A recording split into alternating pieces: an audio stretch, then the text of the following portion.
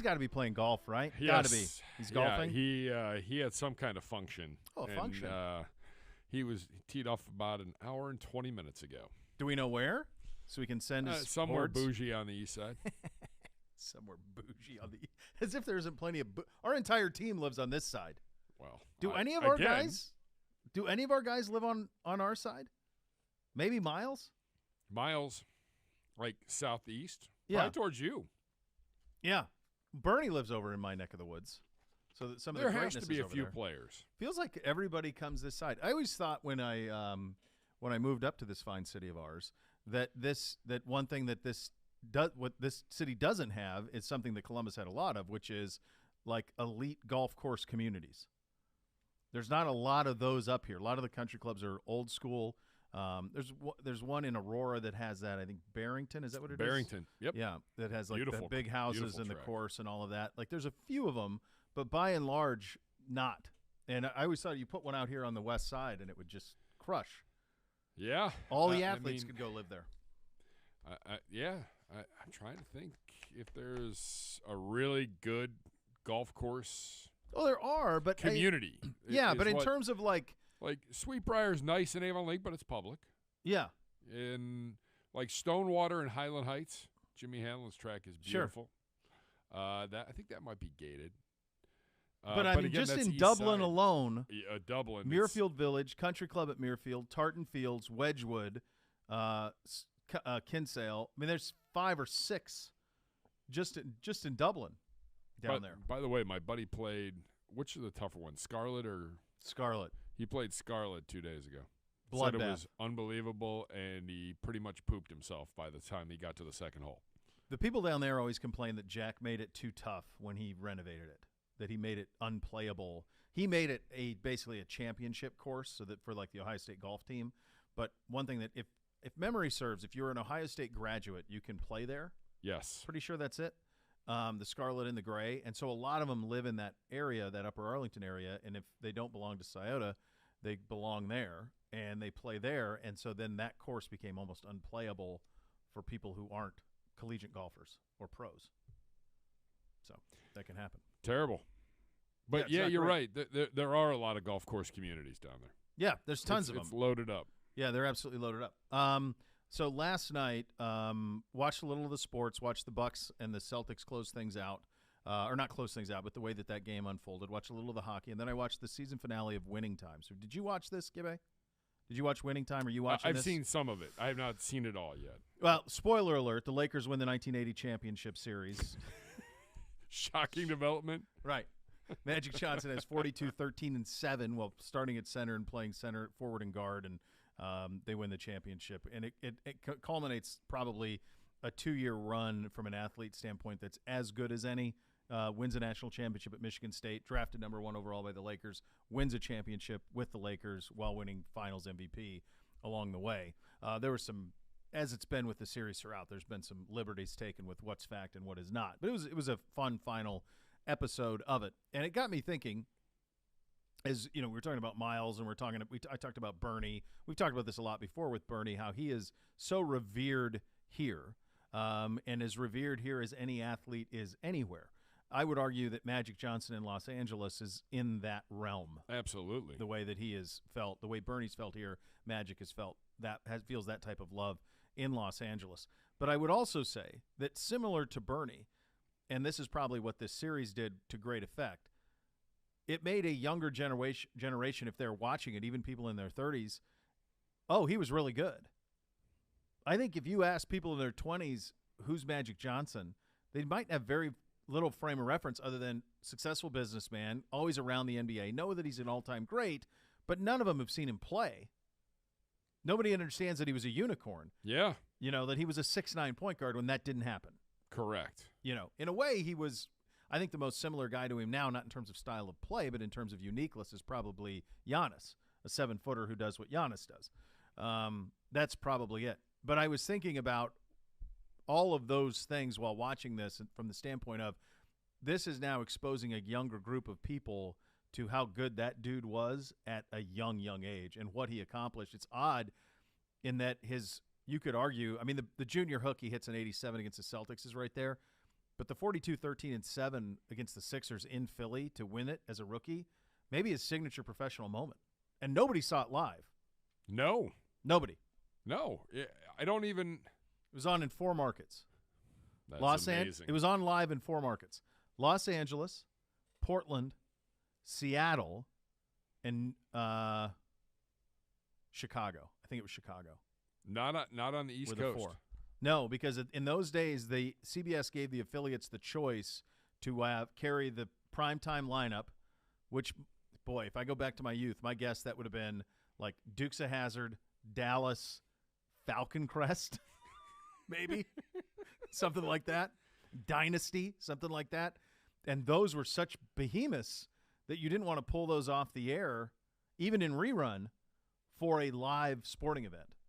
And so everybody else took it tape delayed. They ran it at 11:30 at night. So that was illuminating, to say the least. That's amazing. But then I think about it, like I can remember the first time that the NFL draft went to Thursday night. Sure. And everybody was like, you can't put that on Thursday night. Like Thursday night TV, like you can't compete. You can't compete like that. Yes, we can. Watch we're going to own it. Yeah. Yeah, it comes full circle as we're, the schedule is released today, and all this stuff is leaking out in terms of who we play, some of the matchups. Don't get hooked, kids. I'm entirely fascinated on the right. I'm entirely fascinated by how the draw is, who's getting what games, and those type of things. I'm curious to see what our first 8 look like. Those type of things. Those things are all interesting. But it does buttress the point that from an entertainment perspective, live sports you care about is without question the number one thing. And the next biggest thing is a show like Yellowstone, which is a weekly, as big as Ozark is.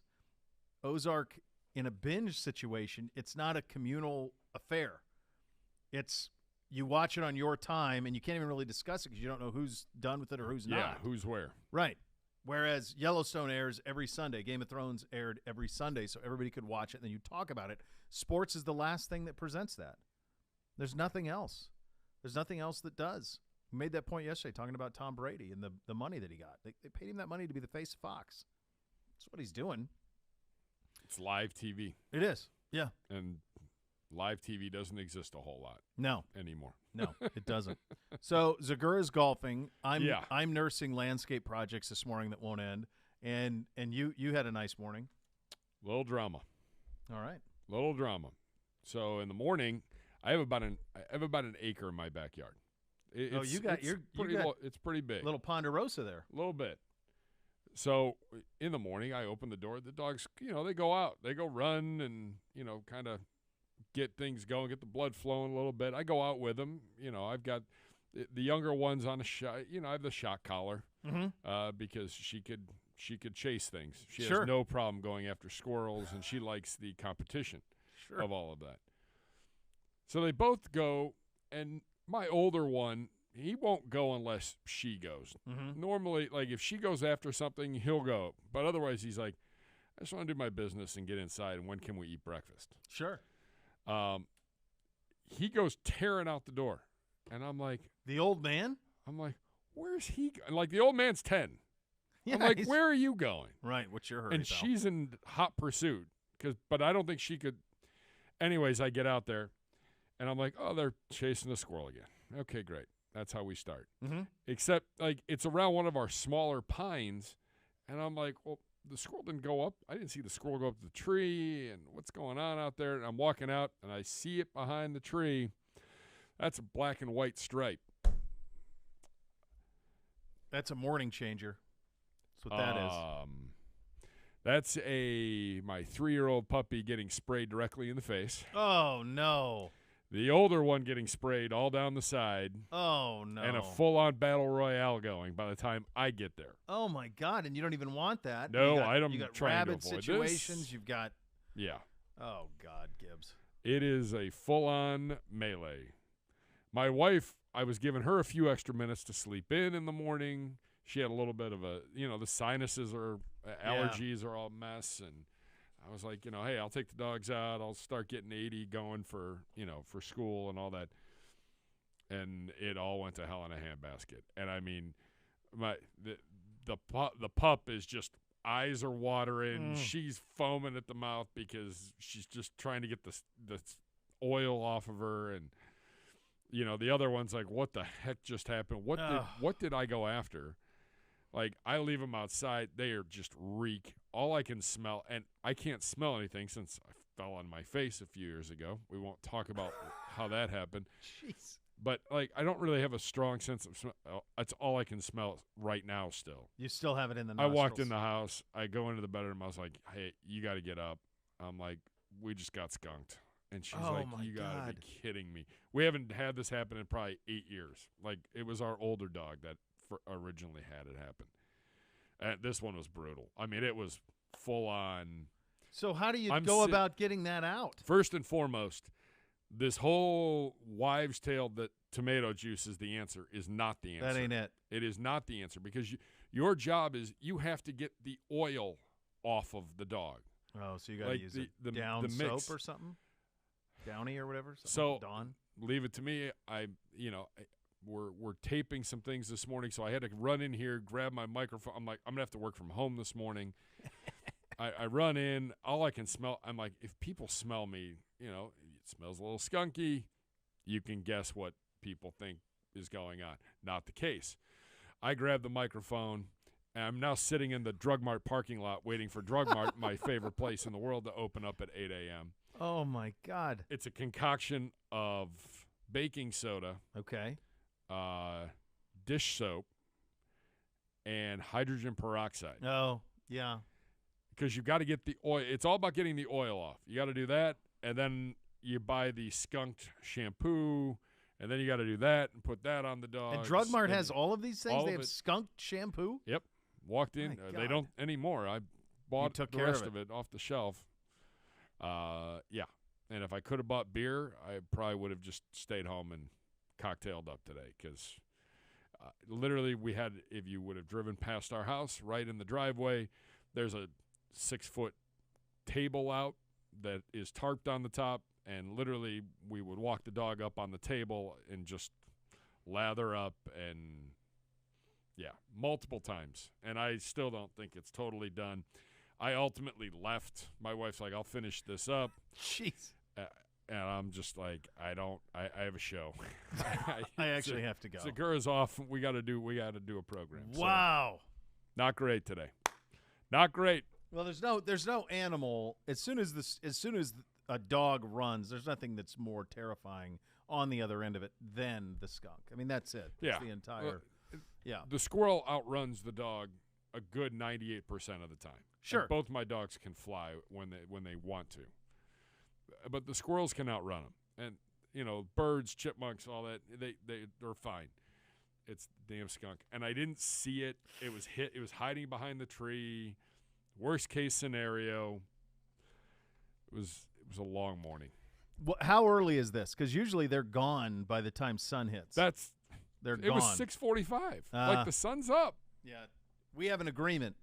If we go out at night, then it's your world. You're gonna be out there making things happen. But anything in the daylight, I'm sorry, you broke your agreement. And now I'm looking around because the thing kind of jumped in down the hillside. We have a large retention pond just right next to our property. Sure. And I'm looking down there, and I'm like, man, where is this thing? I hope it's dead.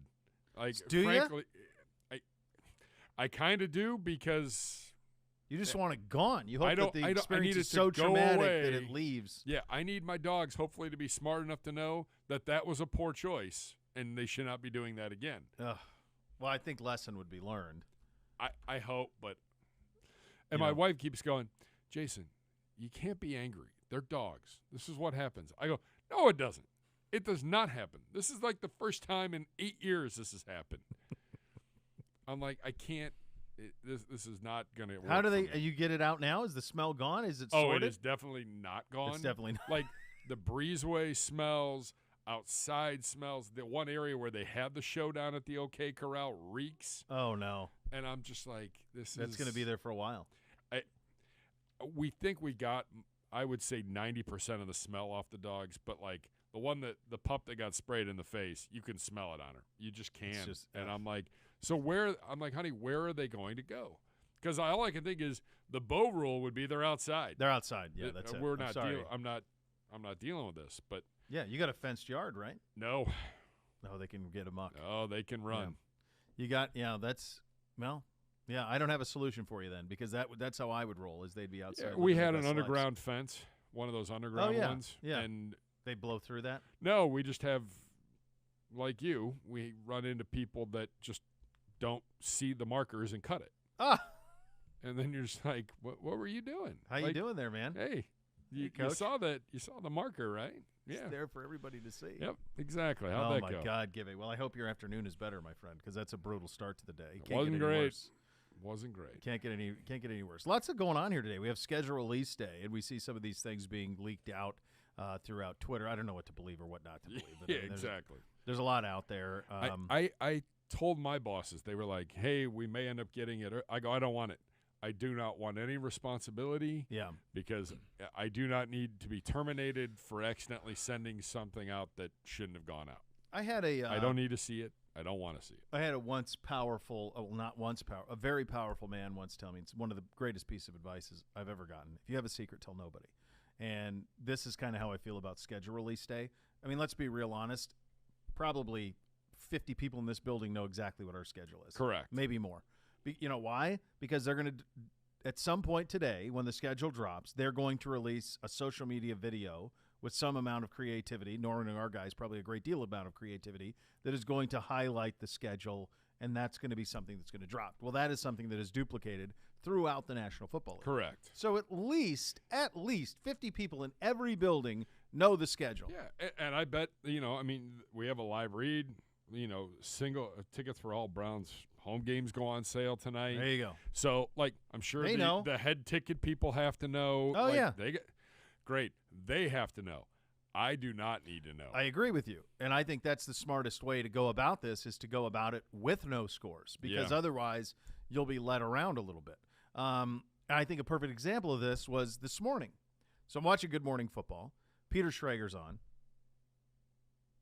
He's going through this huge thing, this whole bit about how Denver, saying, I really think, watch for this, Denver could have a lot of primetime games. And I'm thinking to myself, well, first of all, Albright's been saying that because he's probably seen the schedule since early in the week. So he's been saying that all over Twitter. Peter, you know the schedule. I would think you probably know. He knows the schedule. You work for the league. Of course. He knows the schedule. And he was trying to sell it that he didn't. And I just thought, what are you doing? Why would you do the segment as if you were guessing how many primetime games the Broncos have, right? Yeah. The Broncos are one of the safest bets for primetime games there are. Good. It's an enormous fan base, enormous. The franchise is up for sale, and they have Russell Wilson. And by the way, any of the AFC West teams. Yeah, they're all gold. are a shoo-in to get some primetime. Yes, absolutely. So in addition to that, rookie minicamp is happening today. Actually, when I was coming in early this afternoon, I saw them unloading in they had like a cruiser they were unloading in. Here's the deal. I don't think they could even arrive here in the building until 12 o'clock, something like that. And then it's a day of physicals.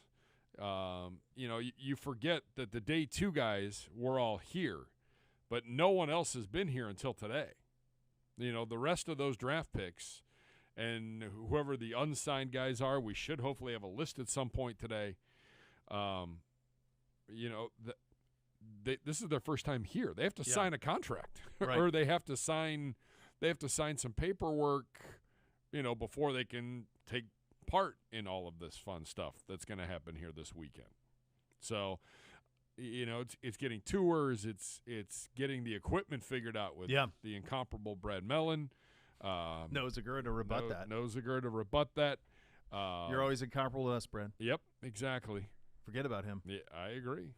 But the guy, you got to get pads. You should. I told you that. Were you here with us? What I said they should do for charity is auction off Be a Pro in Berea and allow for one fan whoever bids the most, and all the money goes to charity, that the experience is you get to come in here like a first-round draft pick. Yeah. And you get to go down to Mr. Mellon. Oh, my God. And you get geared out. Well, you don't need cleats and all that nonsense, but you get him a jersey, gloves, hats, workout stuff, and one day, be a Brown for a day.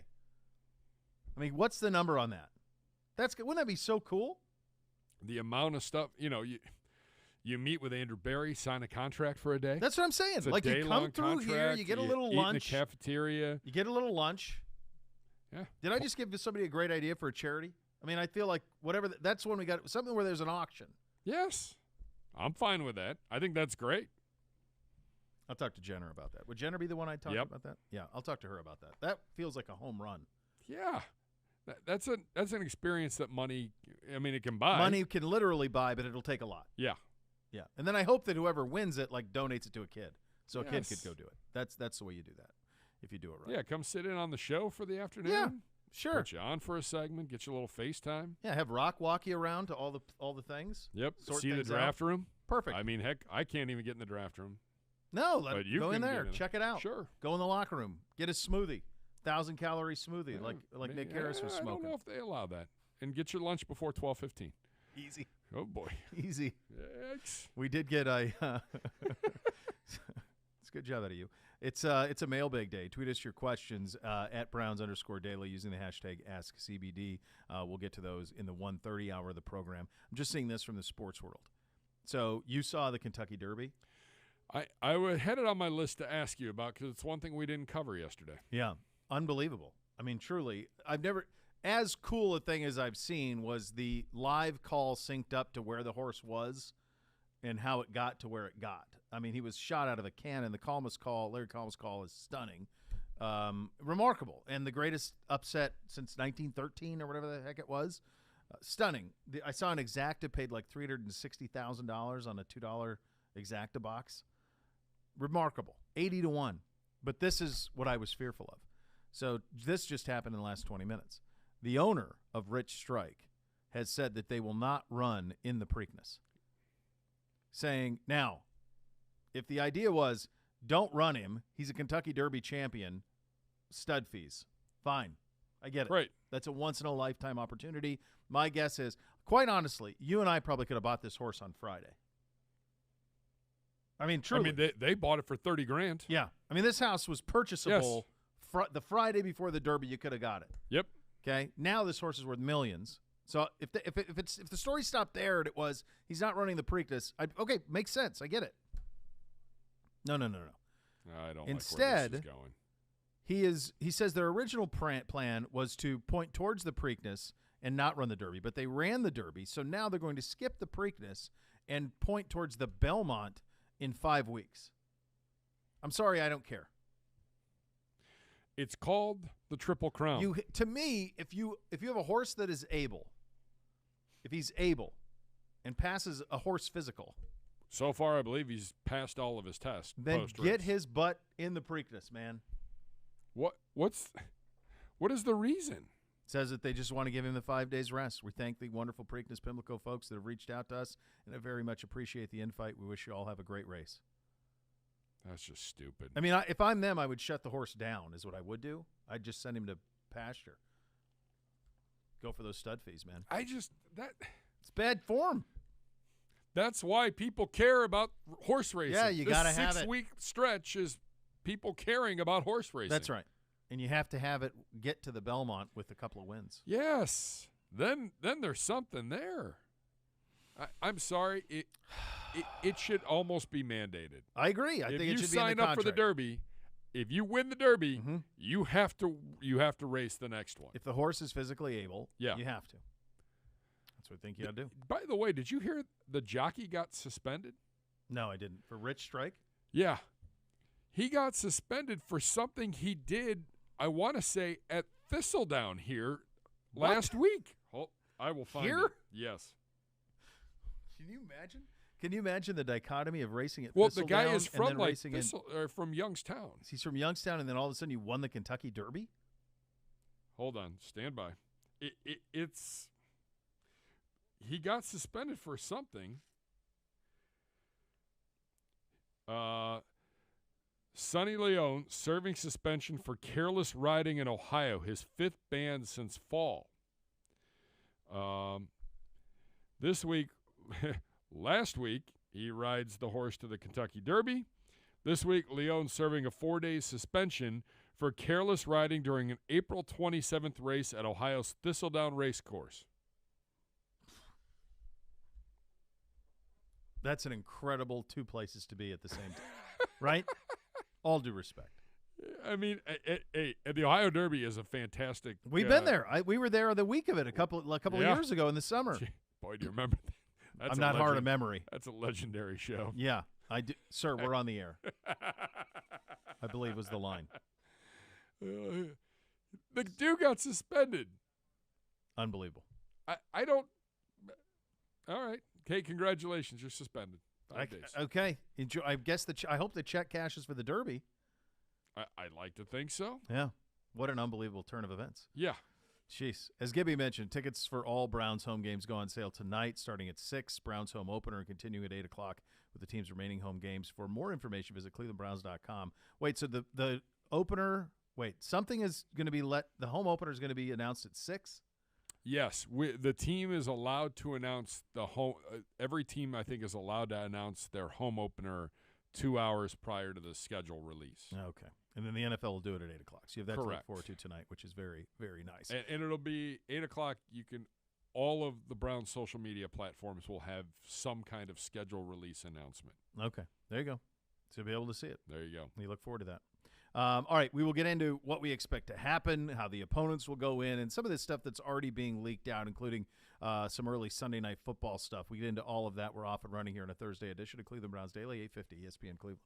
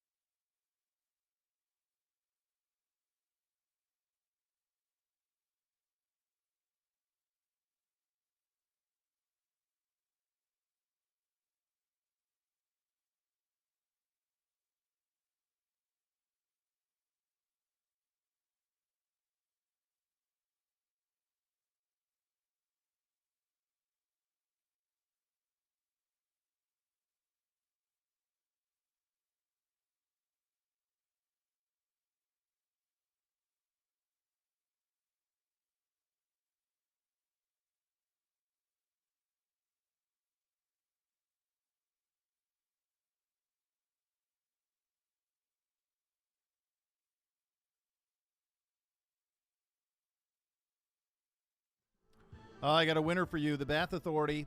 They'll give you the bathroom of your dreams in about a day. You can turn that current bathroom of yours into a custom bath spa-like feel, and again, they can do it for you in about a day. The Bath Authority can make it a reality for you at a fraction of the cost of the competitors. Cleveland's premier bath and shower remodeler, expert factory-trained installers. If you give them a call now, $500 off your next custom bath or shower remodel. That number, 216-220-8399, or go to thebathauthority.com. Guys, they have the largest selection of bath projects, all of them American-made.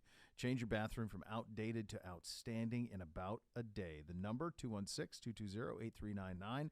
$500 off if you call right now on your next custom bath or shower remodel, or check them out at thebathauthority.com for more.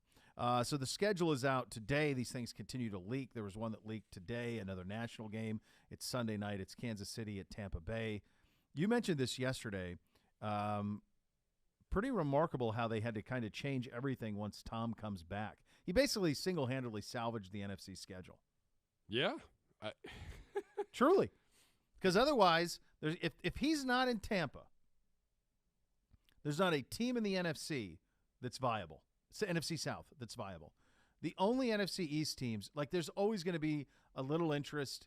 I mean, the Cowboys for sure. Philly, a little bit. There's only if they're winning. There's no Giants, former Redskins, nothing. Commanders, I guess. There's none of that. The NFC North, I mean, a bell cow for primetime always was Chicago. They're going to be one of the 5 worst teams in football. And I keep going back to, I don't know how good the Packers are going to be. I agree with you. I think they could take a step back. Someone earlier this week, Lockenfora, one of his bold predictions, he predicted the Vikings to win the NFC North. They might be. And speaking of the Vikings, they're not particularly interesting. No. They're a game or two over 500 probably. Yeah, and then you have the Lions. So then you have the NFC West. And think about this. You say the Rams, but the Rams do not have an enormous fan base.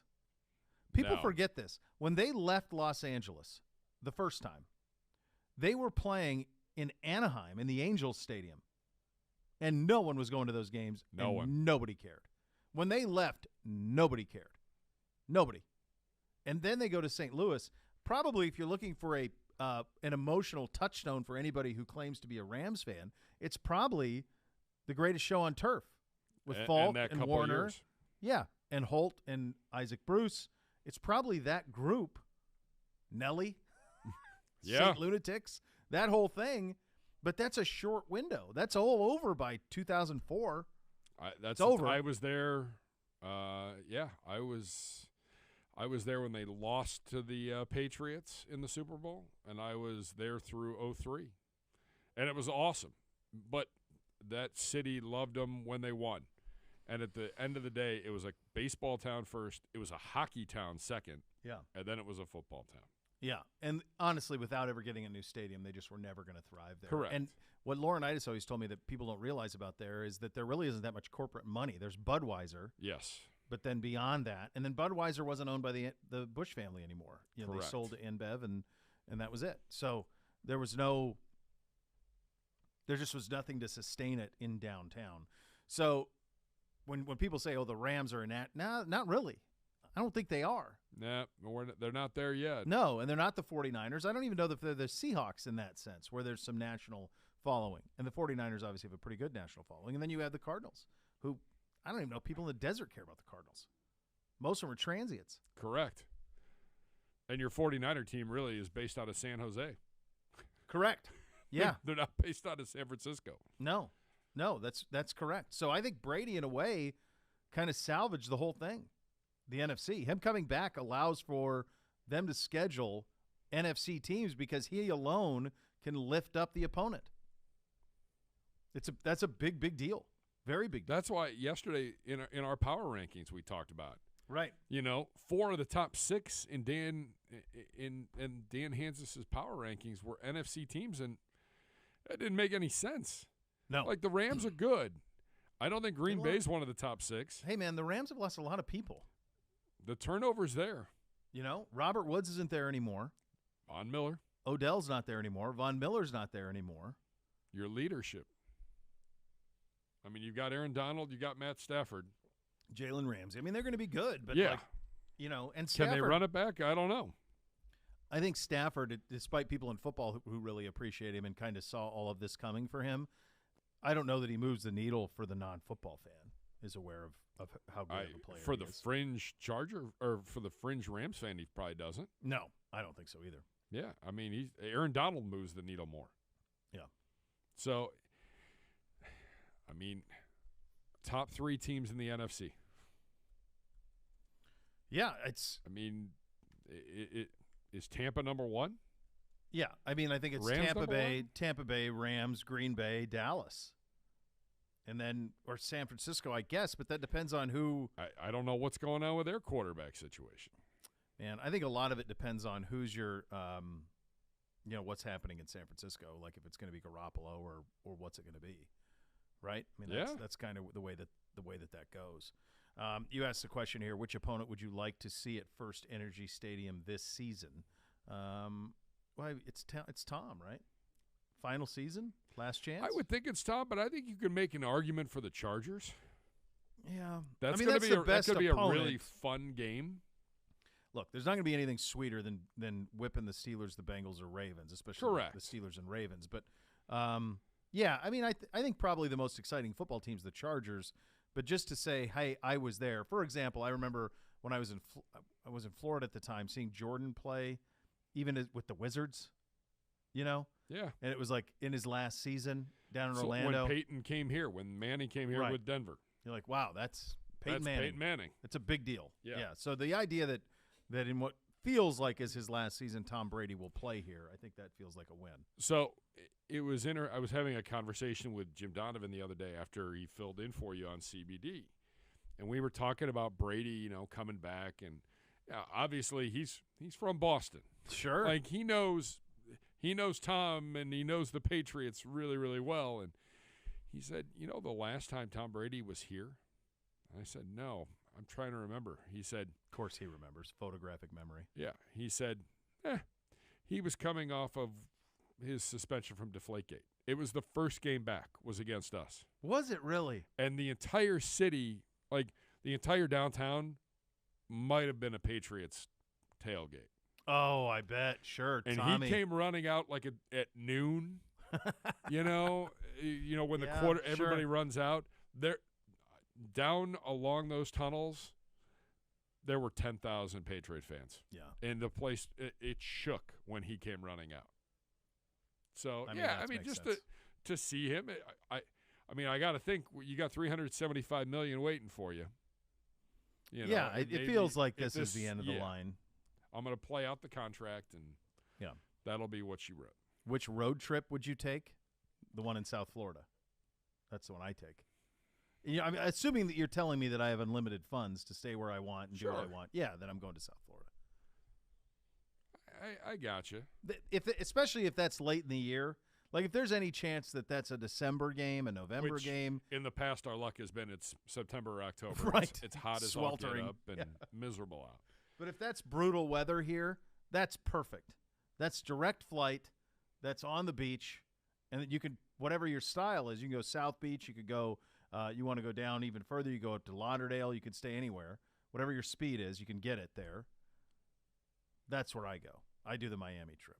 You're going to do them all. Which one are you most looking forward to? So the problem is we're going to some stadiums that I thoroughly detest from a technical standpoint. Which one do you hate the most? Washington's the worst stadium in the National Football League. We're at Commanders this year? Yes. Oh, it's down there on the bottom. Yeah. At some point we play the Commanders and yeah, I know. It's the one team I keep forgetting about, and they're always listed last, and you're just like, oh, yeah. But their stadium's awful because their owner took all of the radio and TV row and made it a suite and stuck the radio and TV in the corners under an overhang, so you can't even see the ball in the air. It's a horrible vantage point. Oh, that sucks. Atlanta's new stadium, for whatever reason, their internet is not great, which is mind blowing considering that place. It's nice, but it's a wild. cavern. Houston, we've never had great success from a technical standpoint. Our wireless, because you're literally so high up, you're 3 miles away from like the field. Right. So the wireless has issues. Like every one of these road stadiums, it's been a while since we've been to Carolina, and I always like Charlotte. I think Charlotte's a great city. I've Underrated. never really spent any time there. I've flown through there a lot, but I've never really spent any time in Charlotte. Oh, I recommend it. Great night scene. Rocco Whalen has a Fahrenheit rooftop bar. Oh, there you go. In downtown Charlotte. Okay. I'll be there the night before. I guarantee it. For pure football, it's the Bills. If you were just going to watch a football game, it would be to go to Buffalo. If I knew going in I would get out alive, I would go to Buffalo. I think you would be surprised. Bills fans have a respect for Browns fans. We feel like we're all in it together. Yeah. You know, that no one's really given either one of us a chance, and we're looked down upon because we're not in some fancy schmancy city. We like to think we are, and we are. But, you know, I think it goes back to, I think, when we left or when we were moved away. Sure. We didn't leave. Yeah, we didn't leave willingly. We were stolen. Yeah. But when when the Browns were taken away, there were 2 owners that voted, to not allow it to happen. And it was Pittsburgh and Buffalo. People forget the Pittsburgh part of that. Yeah. They said, nah, I don't think that feels like that doesn't seem right to us. Correct. Yeah. So, and I think Buffalo's a cool little place. But again, their stadium's in the middle of nowhere. It's in the middle of a residential area. Aren't they area. getting a new one, though? I think so. That's what happens when you have a good, when you have a franchise quarterbater and you win games. You got to be able to pounce when it's do it now. Correct. When you go now, ask now, and it seems like they were going to get that done. Gibby, you ask, Bills, Bengals, or Chiefs, which team gets the most primetime games? I'm going to go Kansas City. I'll go Kansas City. I think they're just a little more of a known. Mahomes has now kind of reached that Rodgers, Brady. Everybody knows him, and I got a State Farm commercial level of fame. So my guess is Kansas City gets the most. Do you differ from that? I think about the Bills, potentially. They're right there. Yeah, I mean, I think there could be a game difference between the two. Mm-hmm. I think the Bengals will get their fair share, but I think this is a Bills-Chiefs competition. Probably Kansas City feels like the right team there. Yeah. And then you ask, how many games will Tom Brady get the Fox A game of the week? I said this earlier. I mean this. He is going to lift up he's going to be the face of Fox this year on the field. On the field. Because they will put him in 4 o'clock. Every time that they don't know what else to do with the NFC, it's going to be Bucks at 4. If they have game of the week, Bucks at 4. If not, Burkhardt and Olsen, is that who it is? So Olsen will essentially be interviewing his replacement. Burkhardt will be interviewing his future partner, maybe, unless they can come up with somebody better by then. Like, all of that's going to take place. They will be on that game every week. That'll be the 1 o'clock game every week if it's not. They'll be the honorary Tampa Bay broadcast team. They'll be there. Yeah, they live should out of Tampa. Be. Yep, that's it. By the way, there's 2 cities that I can't say without hearing people from Eastbound and Down say them. One of them is Stevie Janowski saying Tampa, and the other one is Kenny Powers talking about Murtaugh. And I believe it was actually last night. I believe it was McConaughey as the scout sending Kenny to Murtaugh. I believe is what it was. Yeah. Great show. God. So good. Not much more we can say about it on the air and still continue to be broadcasting. Correct. Browns fan Sugardale is sponsoring a grand opening event at the newest Meyer location. Visit the Brunswick store Friday, May 13th for samples and giveaways. Special appearances by Browns alumni and chomps. For store location, more details, visit sugardale.com/events for more on that. Our good buddy Jake Trotter has his Minicamp preview out. He ranks our draft class, who's in line to contribute in 2022, who's most likely to least. We will get to that coming up next. Also, it is a mailbag edition of the program. Tweet your mailbag questions to Gibbe at Browns_daily using the hashtag AskCBD. We'll get to those around 1:30. You're listening to Cleveland Browns Daily on 850 ESPN Cleveland.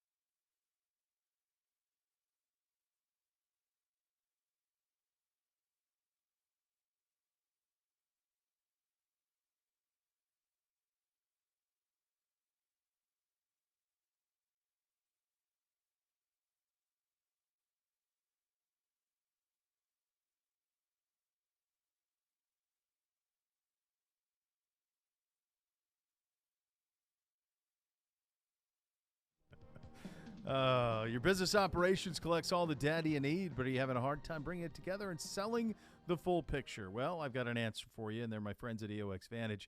Data scientists, also business ops experts. Your EOX Vantage team will help you build an automated system that brings your data sources together in real time and turns them into eye-opening dashboards. You can make smart, time-sensitive decisions.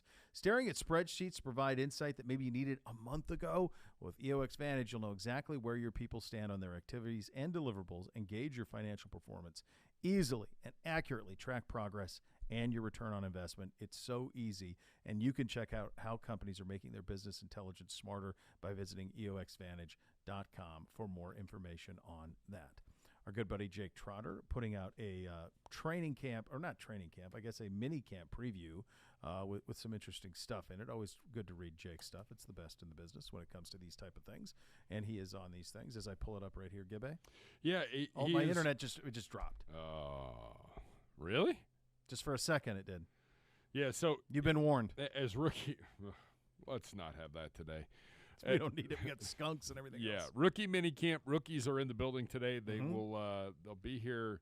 Rookie minicamp concludes on Sunday, but the rookies are here till further notice as they get up to speed and get ready for the 2022 season. And so, what Jake has done, he has.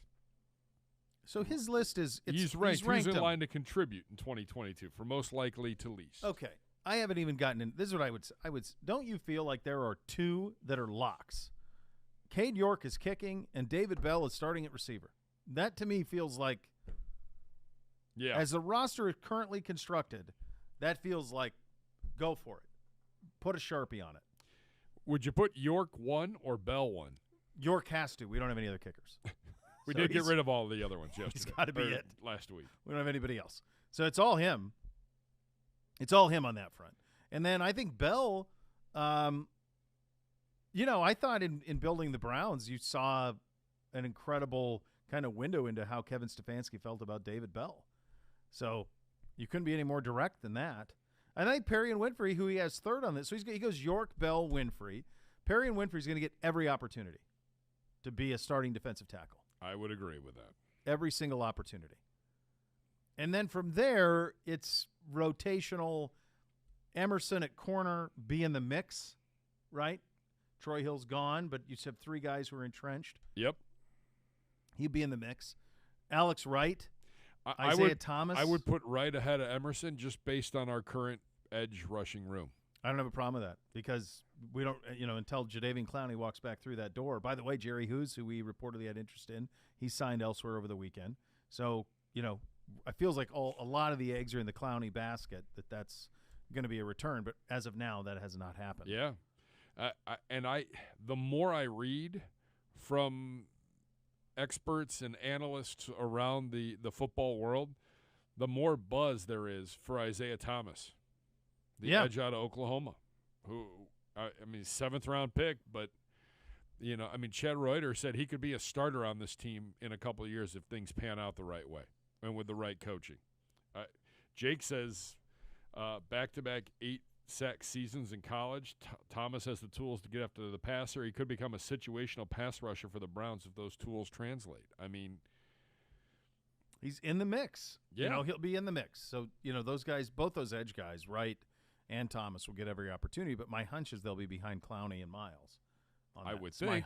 And Winovich. Yeah, and then Chase is in the mix, in what was kind of the Tack McKinley role from a year ago. He has Jerome Ford, who you'll be hearing from here in a couple of minutes, who was on Jim Rome. We'll play some of that for you coming up here at the top of the hour. Jerome Ford, 7th, the running back out of Cincinnati. Previously at Bama. I don't know if people around here are aware of that, but Correct. Previously it was at Bama. So that gives you a little bit about an idea about the type of player he was, and was kind of a linchpin for Luke Fickell's success down in Cincinnati last year. Dawson Deaton, the center out of Texas Tech, and then Michael Woods, the second out, the wide receiver out of Oklahoma, is 9th on the list. It's going to be tough. Even Ford, that's going to be tough to make roster. How many running backs are you going to carry? And you can't hide one on a practice squad. No. No, it's hard for me to imagine Felton not being part of the plans because of his versatility, right? Now, I wonder, will we still have the fullback situation in this offense with Deshaun? You know, I know we're not going to see as much three tight end as we've seen in previous years with Deshaun going from Baker to Deshaun, so that could be a little bit different. So, and I believe, yes, Johnny Stanton is our only fullback now. He's the only one. So yeah, maybe less of a priority there. But you're gonna have to work to make this roster at the bottom of this thing, man. These rooks, you're gonna have to really work to make the roster. It's gonna be tough to see where. And the other thing that's hard about projecting that, and we're not attempting to do that on May the 12th. Yeah. But the thing that's going to be really difficult is there are still so many guys that we feel are. I mean, they're unsigned. There's still tremendous free agents out there who could come back. So that's hard to project that part of it as well. And the Browns with a lot of salary cap room. Mm-hmm. Yeah. In terms Pretty amazing. of the moves that they've made. Clowney, Jarvis, Odell, JC, none are on a roster. 1 year ago at this time, we were a couple of months from seeing Odell Beckham Jr. run like the wind out there. Correct. Jarvis entrenched, Clowney, and Treader as important as anybody on our offensive line, and now none of them are on a roster. That's how crazy the NFL can be in a year. It is a CBD mailbag day. Tweet us your questions to @Browns_daily. Use the hashtag AskCBD. We'll get as many as we can. We'll get to those around 1:30. A lot of bad advice out there about gambling, from secret methods to picking lottery numbers to betting big when you're on a roll. The miss can lose you money and get you in a lot of trouble. So before you wager, find out what's real and what isn't at KeepItFunOhio.com. You'll hear Jerome Ford's interview, on portions of it at least, coming up next. He was on Jim Rome yesterday. We'll have that for you. Keep you updated on the schedule release if there are other names out there in free agency, including a big one in free agency that Bill Barnwell is projecting to us. We will get to that. And, of course, as I mentioned, the mailbag at the bottom of the hour. Final hour up next. Cleveland Browns Daily, 850 ESPN Cleveland.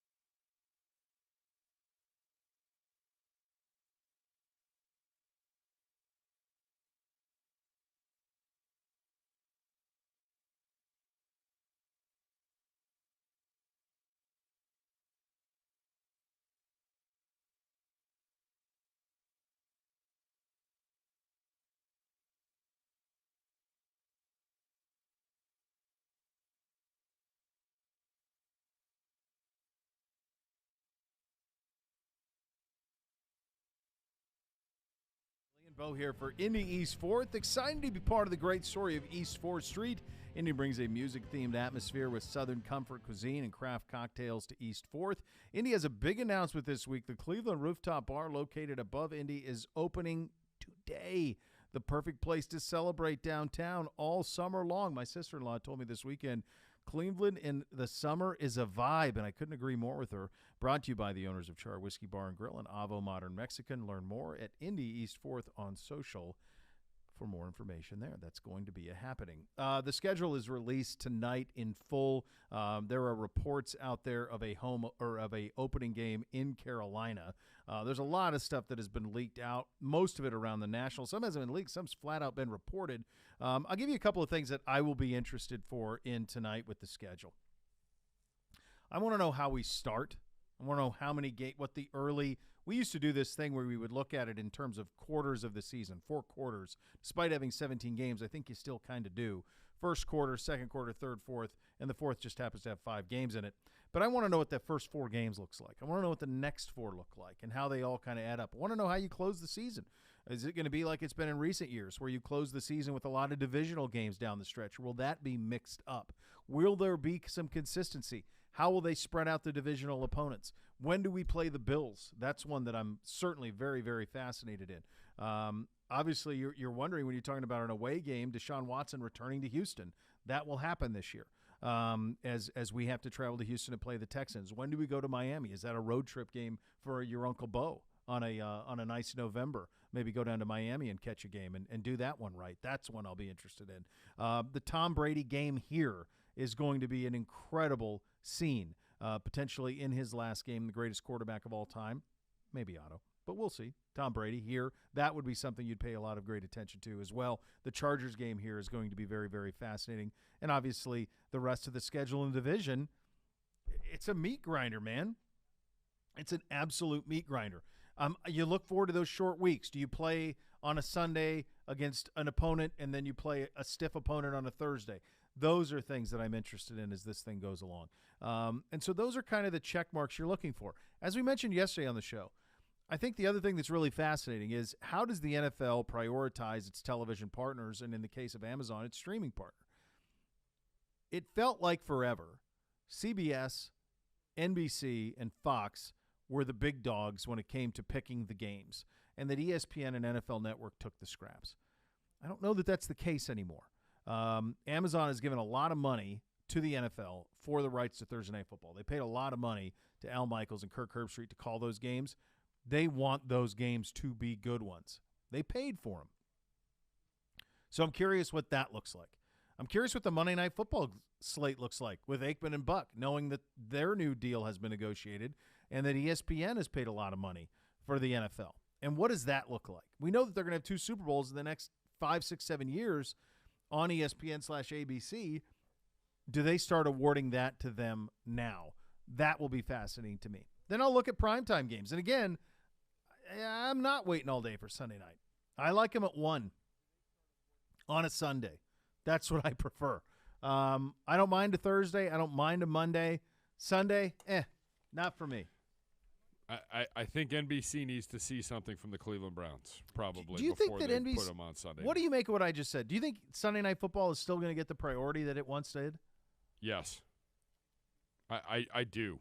I do think that. I think that's a marquee game for the league. But it feels like the league is also making Monday and Thursday has to be a marquee based on what those 2 entities paid. Well, Thursday all of a sudden has to be. You got to make streaming work. It wasn't be, yeah. No, but you have to make the streaming work because that's where you're headed. Inevitably, you want to get to a point where Apple can bid on that. Amazon, YouTube can bid on it.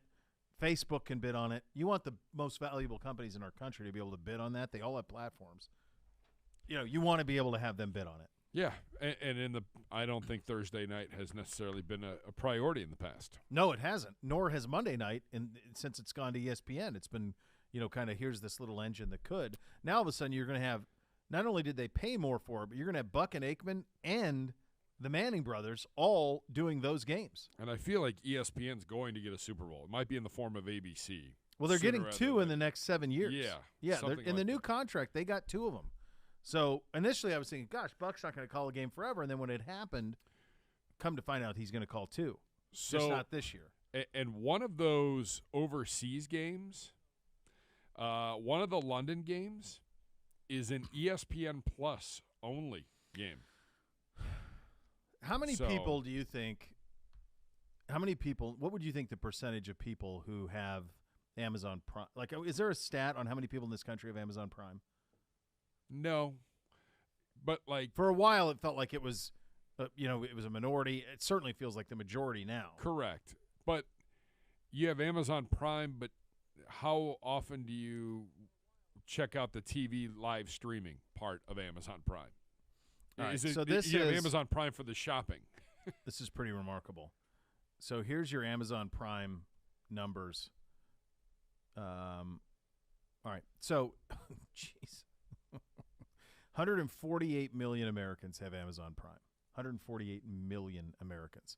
In 2017, that number was 99 million, so it's a 50% increase, and that's why Bezos is the second richest man in the world. I had no idea it was that high. I felt like everybody. That almost really feels like everybody. But here's the other thing that's fascinating about that. To your point, how many people then have the Prime Video app on their TV? I was thinking about that. Missing. Like, I don't, between your wife and my wife, I feel like we could keep Amazon Prime in business for a good solid week. That's a fact. Yeah. There's no question. But I don't have that on any of my TVs. It's not on my Roku. Like, I've got to go set it up. I do have it on all of the TVs. They have good kids offerings, so I like that. My kids are older, and they don't watch TV. They watch stuff on their iPads. They watch Hulu and Netflix. Right. And there's a couple of shows. I watched the Tom Clancy show that Jim from The Office was in. I watched that on Amazon Prime. I've seen that on a couple of our flights. Yeah, that's good. That's a good show. I keep waiting for the next season. I don't know if they're going to do it or not, but that's a good show. So I do see that. So to me, watching on Amazon Prime isn't going to be any big deal at all. But I don't know. We noticed it. We talked about this when we were talking about how that you still want it on network. Yeah, and you will still get that if your team is playing local that particular market, right? week. Yes. Yeah. So it'll be here in the local market. If we happen to play on Thursday, it will be on in the local market on one of the broadcast channels. Correct. Will they bid for that? I think it's already been bid out. Oh, that's sorted. I think it was like a 3-year deal or something, 4-year deal for, the local network rights. Okay. So there you go on that. But in terms of as we know, World's team, if you don't have the Prime app and we're on Thursday, you're going to need to download it and sort out how to use it between now and then. Plain and simple, if you want to watch Thursday Night Football. Yeah, you got to have it if you want to watch Thursday Night Football. Simple as that. Which is going to suck because I like to flip. That's why I'm not a big streaming guy. I don't know if I could do the YouTube TV and all that because I got to be able to flip around. Well, what's going to be interesting is the bar situation. Do you have Amazon Prime? Holy smokes. Most of them have DirecTV. Yeah. Most cable of them setups. Or have cable or DirecTV. They got to be panicking. Thursday nights, you were always good to have the game on. And, whatever game it was. It's like the Monday night game. If it's on, you're in the bar, all right, great, I'll watch it. I don't know what you do with that Amazon Prime. That's a great point. And ESPN Plus is even more. I mean, I can't believe what they broadcast.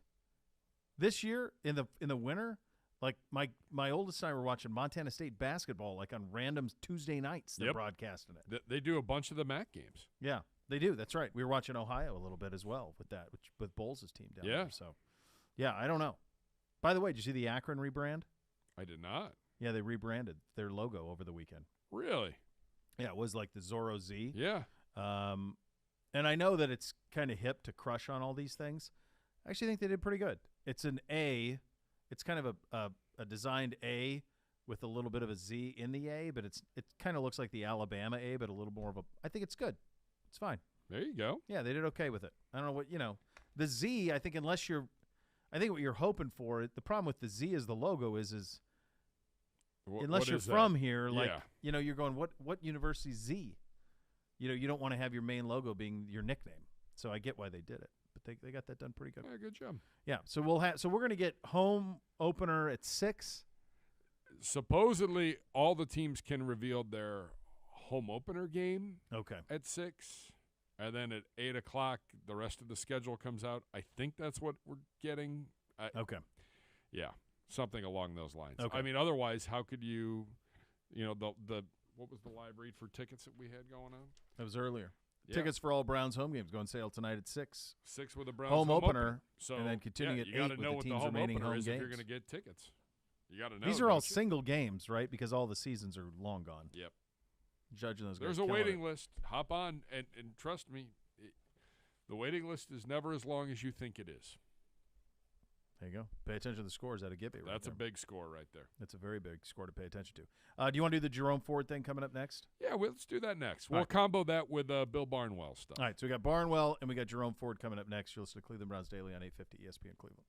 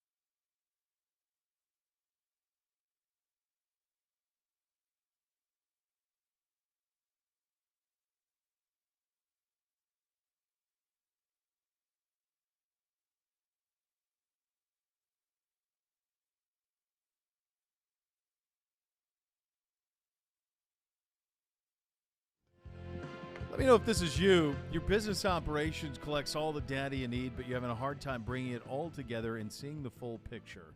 Well, my friends at EOX Vantage can help because their data scientists are also business operations experts. Your EOX Vantage team will help you build an automated system that brings your data sources together in real time and turns them into eye-opening dashboards that you can make smart, time-sensitive decisions.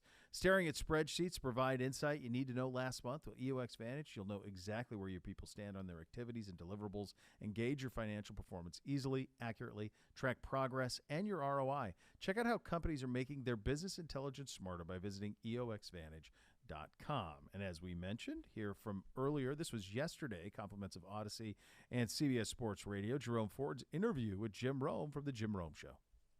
So let me start right here. The dream down reality. You finished off a really nice college career. You were selected by the Browns in the 5th round. Has it all sunk in yet? What's it feel like? It's kind of surreal. Having something that you grew up, like, I want to go to the NFL, then it finally being in front of you, still kind of taking it all in, as I get ready to go into rookie minicamp this weekend.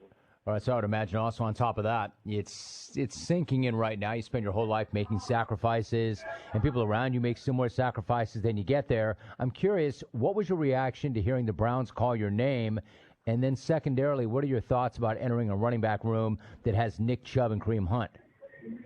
When I first got the call from the Browns, I was excited just to start with my dream coming true, my family being there to be able to see it.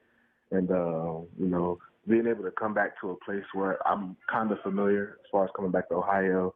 As far as the running back room, I'm excited to be able to learn from, probably the top backs in the NFL, from Kareem Hunt, Nick Chubb. So I'm really excited about that. Yeah, it's amazing. I'm not sure you can find a better running back room than that one. We are joined by Jerome Ford of the Cleveland Browns. So you go into a room like that, and now you get your shot at the NFL dream. What's your mindset and approach coming in? For instance, are you looking to contribute in any way you can, or are you looking to make as big an impact as possible as quickly as you can? I'm looking to contribute in any way that I can, pretty much become a sponge, soak up any information that I can get from those vets, on the field, off the field, how to carry myself as a pro and what it takes to be a pro. And I think that's the kind of approach I'm taking, anything that I can do to help the team, or help anybody else for that matter. All right, so we talked about the running back room itself, but what about this? How eager are you to get there and see what you can do behind that offensive line in particular and that particular offensive system? I'm excited about that, too. I actually know a couple of the offensive linemen. James Hudson, he was offensive lineman at Cincinnati, my first year in Cincinnati. And then Nathan Zegura, he was at Bama when I was at Bama. He always been a cool dude to me. So, I'm excited to run behind those guys and get working with those guys, too. One more thing. You were scheduled to play in the Senior Bowl in Mobile, Alabama back in February. You were there all week practicing, but you had to back out of the game at the last second. But you had a pretty good reason for doing so. What happened? My daughter was being born. Her mom was having contractions. And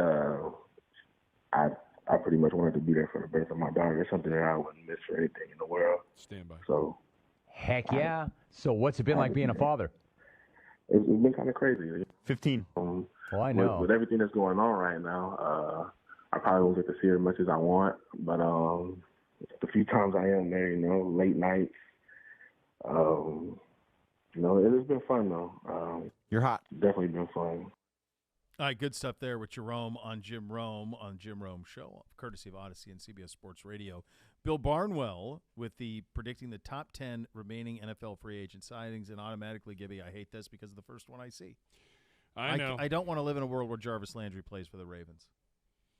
Like I'm coming around to the idea that he might not be here, but I don't want him there. No. NFC is a fine place. Yeah. Go catch some balls from Aaron Rodgers. Go to Aaron Rodgers, man. Come on, Thrive Green Bay. in He's that perfect. situation. Get in there. You'll catch everything underneath for you. Move the chains. Move the sticks. We played a great clip the other day on the show from Ian Rappaport, and he's right.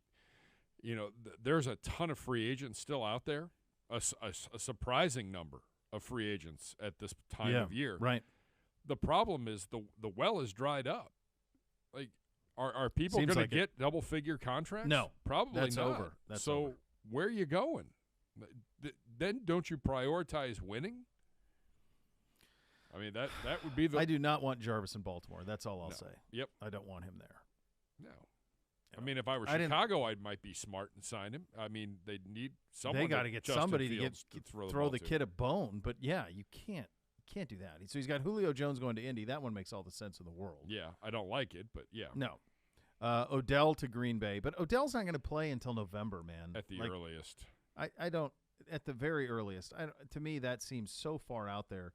I think what he could do is kind of what he did last year and just kind of see which spot is best late. You know, he could kind of just hang out until, November, December, and then jump on a roster then. Yep. And maybe that makes sense.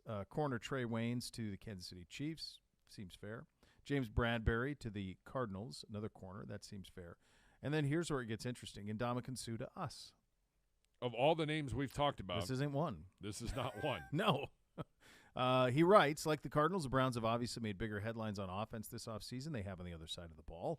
General Manager Andrew Berry and Cleveland's front office still have to address Baker Mayfield's future, but with Malik McDowell and Malik Jackson both leaving the organization, the Browns need to hit defensive tackle. Taven Bryan will take some of those snaps alongside the 2020 third-rounder Jordan Elliott, but the Browns could stand to add at least one veteran to their defensive tackle rotation. Suh might not be the two-way force we saw during his time with the Lions, and the Bucs were careful to reduce his snaps down from 77% to 63% last season, but he's still a reliable interior disruptor. The man just doesn't get hurt. Suh hasn't missed a single game due to injury as a pro across 12 seasons, which is nuts. It almost seems impossible. I know. I'll read that again. The man doesn't get hurt. Suh hasn't missed a single game due to injury as a pro in 12 years. Jeez. I hadn't thought about him. I didn't think it was an option, but I mean, he goes on to say with Logan Hall taking a spot in Tampa, it would make sense for both parties. And you could keep a snap count low because you've got Jordan Elliott, you've got Taven Bryant, you've also got Perry and Winfrey. Still Tommy Togiai on the roster as well, so you could rotate a lot of those guys through.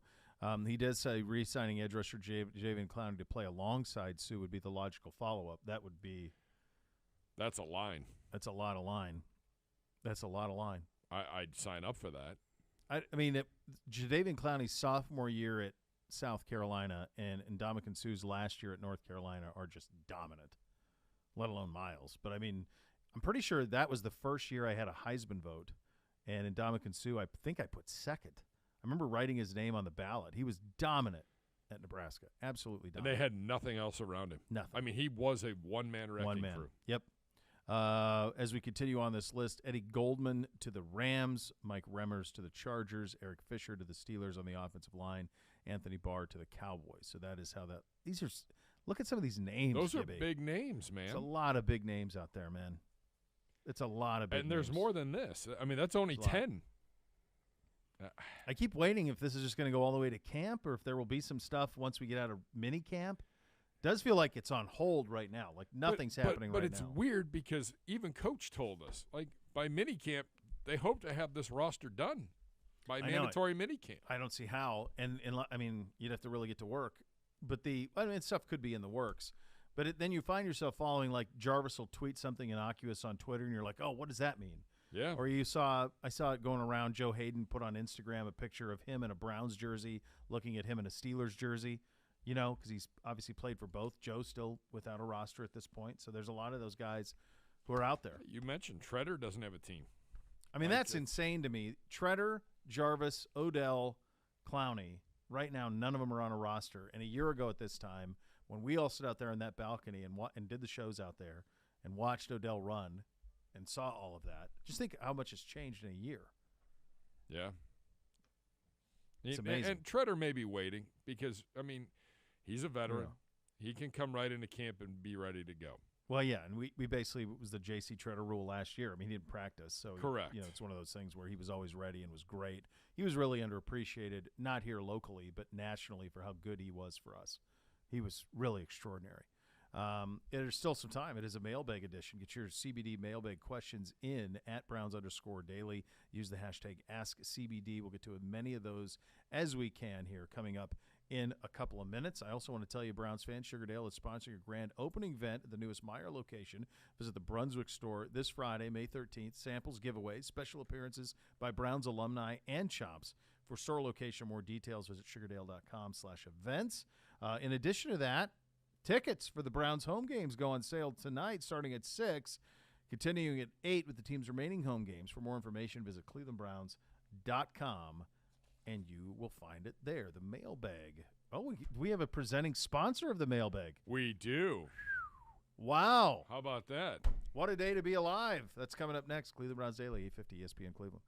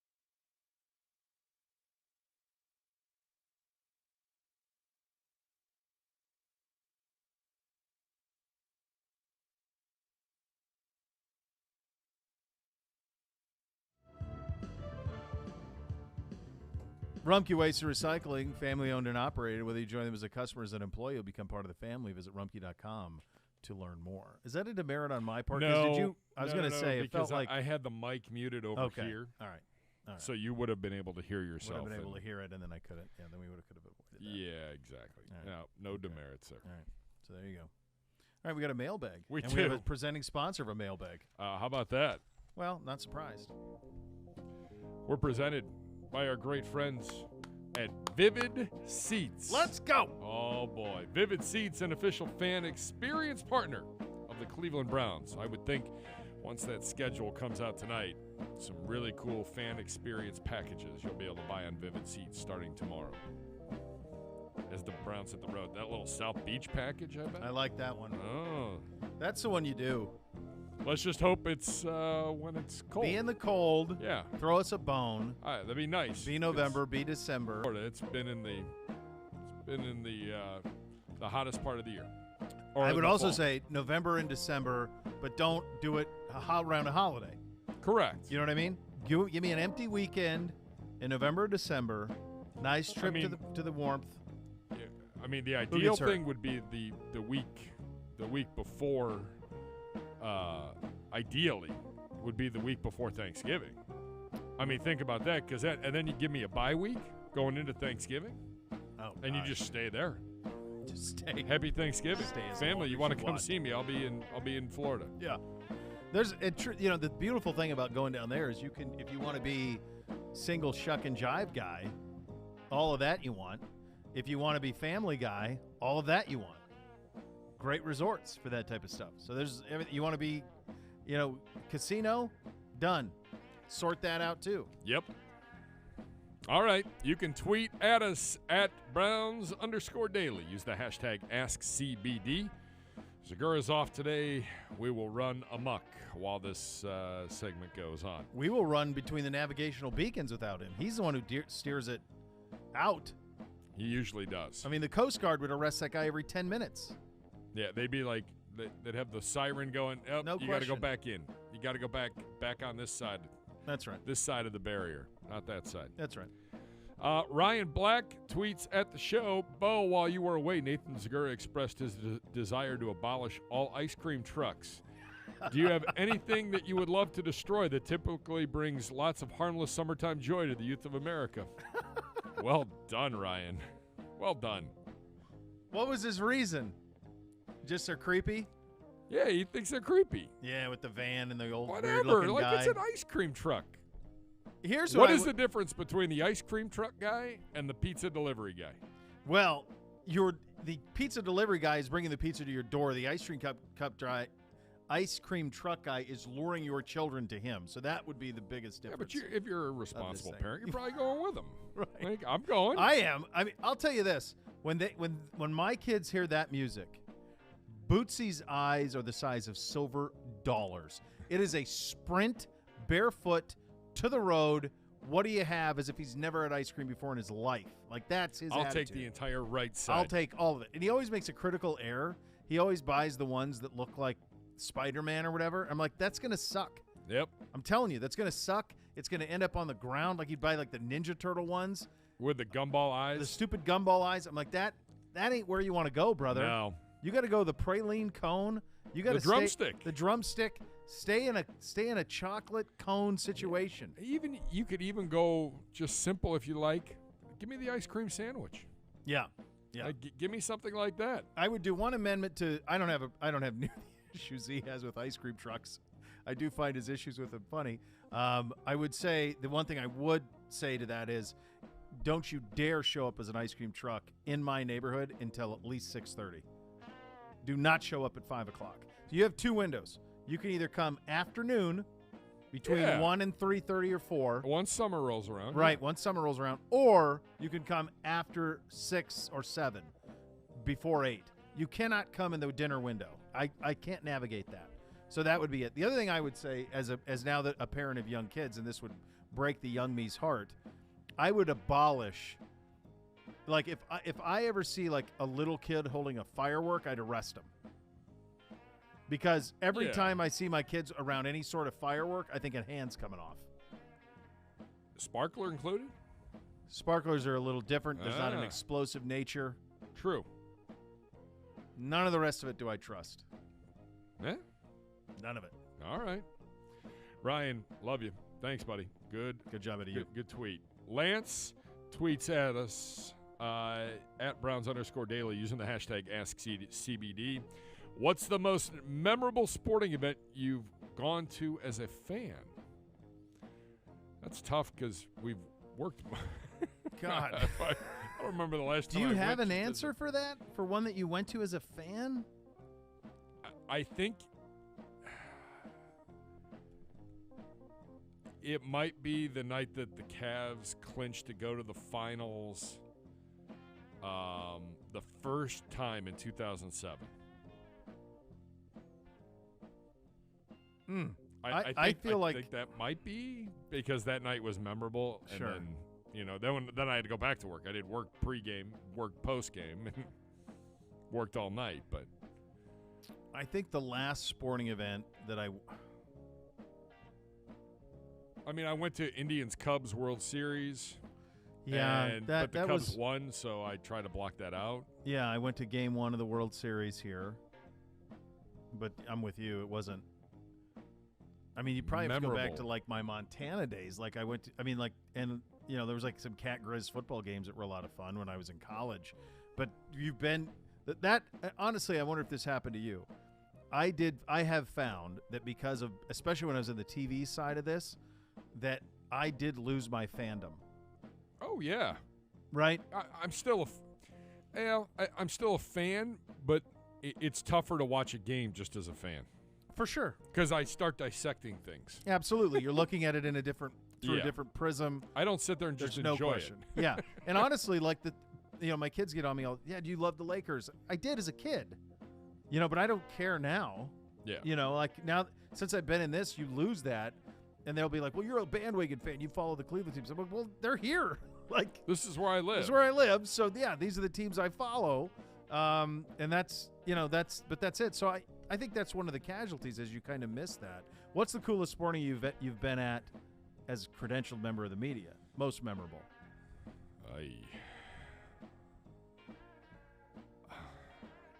Any of the Cavs NBA Finals playoff games, being backstage and being, behind the scenes. Yeah. I stumbled into the Warriors' first championship party. Did you really? It was here. I literally opened the door. I was trying to find Brian Windhorst. He and I were doing a podcast at the time. Okay. It's 3:30 in the morning. I thought I was going to the right room. I didn't. I opened the door, and literally the trophy's there. The entire team's there with their family, and I'm like, wrong room. Sorry. It was like the music stopped, and I had to keep going. It's amazing. That I've ever covered. So it's funny because it would have been that Browns-Steelers playoff win, but we were at First Energy Stadium. Right. That would probably be the biggest Browns game in 10 years, and we weren't there because of COVID. Yeah, that would have been.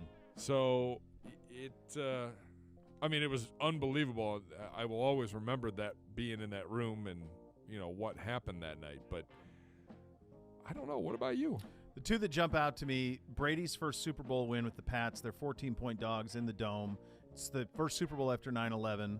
So walking in, there are Apache helicopters over the Superdome everywhere. It was a maze wrapped in a labyrinth, wrapped in an enigma to get into the stadium. Just the weaving through various gates, checkpoints to get in, all underground. You were never saw the light of day once you went in. And then once I got in, I literally ran into George W. Bush. I was in the wrong place. The President of the United States. I ran it, not him, but like his crew. I ran right into his Social Security. Ran into that. I was clearly in the wrong place. Paul McCartney was there. He sang. He had written a song in homage to 9/11. National anthem, I think, was Mariah Carey. U2 played Where the Streets Have No Name at halftime with everyone who was lost on 9/11. And the Patriots were 14-point dogs, and Brady let them down, and Vinatieri kicked a kick to win it. And they never won anything. The Patriots were a laughingstock. So that one. And then the one that was the most amazing to me personally was the national I said national championship because that's what it felt like. It was Ohio State beating Alabama in the Sugar Bowl. And that Final Four semifinal. Yeah, so we go, again, in New Orleans. We go down to the field for the last 5 minutes of the game. And so I'm on the field as Ezekiel Elliott gets handed the ball. I go out as he breaks through, like onto the field as it looks like he's going to break through. And then the whole stands, or the whole sideline, Ohio State sideline, walked out. So I turned around. As I turned around to look to the big screen on the other end of the stadium, it was right above the Alabama student section. and it was Ezekiel Elliott ripping the heart out of the South in the South. Like, it was like Sherman to the sea. Like, nobody had beaten Bama down there. No, and it felt like the national title. It's a good question. Good job by you, Lance. Richie Fox, I think I've asked this plenty of times before. Is there any way we can get an official CBD quarter zip? Yeah, I think what we need is a supplier. We need a supplier. We need an approval of what type of cut we want on this thing. We need a manufacturer. I think the design would be simple. I think we would go a simple classic design is what we would probably do. Probably in a white or a dark brown would probably be the two colors you'd want on that. But, yeah, I think we can do that. That'd be fun and tie it into some sort of charity or something. I know Richie applied for the internship, too. But I'm not there yet. We're not there, Richie. I'm going through names. He's like, Easy. When am I going to hear about it? I'm working on it. Shay tweets at the show at Browns_Daily using the hashtag AskCBD. Wife and I are doing San Antonio and Corpus Christi next week. Any suggestions? I can tell you I've been to Corpus Christi. My best friend from college got his Air Force wings at the air base there. I never went outside prior to like 8 o'clock at night because it was like walking on the sun. It was awful. Corpus Christi sucked. So this is my only point of I've not been to San Antonio, but I do know that if they happen to be fans of the show Yellowstone, at one point the biggest ranch in the world is outside of Corpus Christi, the King Ranch. So if you see, like, I think Ford trucks now have like the Runnin' W brand on some of their trucks, and it's like a King Ranch edition. Well, that ranch is located there. And I still think they do some stuff down there, and I think it's still operational. That might be a cool tour for you. Riverwalk in San Antonio. Yeah. Great bars, restaurants, great nightlife, really good place. Brian Munsey tweets at us, what are you guys talking about? You guys are totally clueless. Green Bay will be a top 2 team in the NFC. Unbelievable. Give someone a mic, and they don't even know how to use it. Thanks. Appreciate it, buddy. That's mostly your take, but I think some of it's right. Like, it does feel. You lost the entire wide receiver room and maybe the number 1 wide receiver in the NFL, and you replaced them all with a rookie and Sammy Watkins, who can't stay on the field. Congratulations! If you are the second best team in the NFC, you're valedictorian of summer school. I don't know what to tell you. Like, that conference is really depleted, and I don't know. I'm with you. We'll see. Look, I would love to see him win. I got plenty of friends that are Packer fans. I've been up there. It's a great experience. And I still think they'll win the division, and I still think they could be a top 2 seed. That's not that surprising to me. I think the division is so bad. Luckily, them and the Bucs, they're in a bad division. Right. Them and the Bucs could both go 13-4. Yep. Rally at Rally in the North. Favorite food at the ballpark stadium. I am a firm believer in the following. You should not serve anything at a ballpark that cannot be eaten with 2 hands. I am not fork guy at a ballpark. I'm a chip nacho guy. I'm a dog. I'm a brat. I like the nachos with, like, there's a cup of nacho cheese. There's the salsa. Fine. That's fine. And a jalapeno. We'll mix it all up. Yep. Perfect. Yep. But I don't give me a fork at a Nope. Not unless I'm in the bougie places. And then Correct. you got tables. But if you're just with the people, then I'm a brat guy. I like a brat at a game. That's hot dog, brat. That's where I'm at. Yeah. I'm not I don't want anything, and I don't want anything. The other thing is I can't have anything messy, because nothing will put a damper on a day like something dripping all over you. Yeah. Nothing sticky. If nothing I have to messy. spend more time worrying about what I'm eating and wearing it as opposed to watching the game, that's right. You're in the wrong place. Let's see here. This is a great tweet from Chuck. His wife and I were at the semifinal game in New Orleans. I vividly remember the moment which I referred to. It was glorious. All my wife remembers about the experience is that the Mercedes Dome doesn't have cup holders at the seats. No. That's great, Chuck. It's a hell of a moment, I'll tell you that. Chris at Crisp Bacon 24. There you go. That's a heck of a name. There you go. If the NFL added a 33rd team, where would you put it? Me, I'd put it in Vancouver, British Canada. What is this question? If what had what? If the NFL added a 33rd team, where would you put it? And he'd go Vancouver. Yeah, I love Vancouver, but I think it's a little don't- bit too much of an outpost. yeah, I don't. Is that I'd probably go to Toronto. That's a monster market. It aligns closely with the East. I know that there's all the talk about London, but Toronto to me would have all the money in the world. You could, but I mean, there's like 6 downtowns in Toronto. People don't realize how big it is. I love Toronto. I would probably Toronto to me. You want to put an NFL team best chance to succeed. You can't go back. You can't do St. Louis. You can't do something that's already Portland, failed. Oregon, and maybe, but I doubt it. Maybe. Yeah. I don't know what know. Oregon's into. Well, they're into football. Like University of Oregon's really popular, and there's a lot of money out there. But I don't know that it's, to me, like Toronto's the one city that's completely untapped with all the money. Yep. That doesn't have football. Agreed. By the way, the notion that like they're going to be randomly Bills fans always seems silly just because of proximity. Yeah, I don't. I mean, that didn't make sense. No, I agree with that. By the way, Raleigh also said, what the heck is a Cracker Jack? Who actually buys Cracker Jacks? Seriously, where does this stuff come from? Especially now that the Jack versus, I guess the crack would be the corn and the Jack would be the peanuts. The peanut ratio is out of whack. Used to be a lot more, and you want that part of it. It's not great. No, still so much more to come. You're listening to Cleveland Browns Daily on 850 ESPN Cleveland.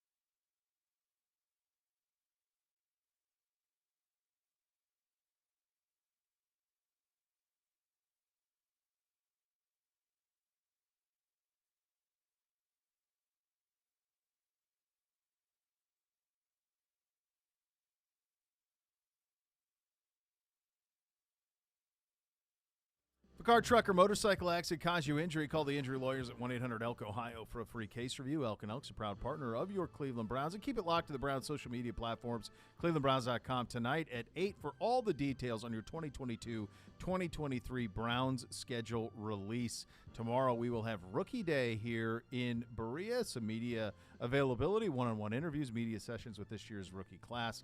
We have that to look forward to, which is nice. Enjoy your schedule release Thursday edition. Tonight, kids, we'll be back to break it all down. Tomorrow, the next level is coming up next. Thanks for listening. Cleveland Browns Daily, 850 ESPN Cleveland.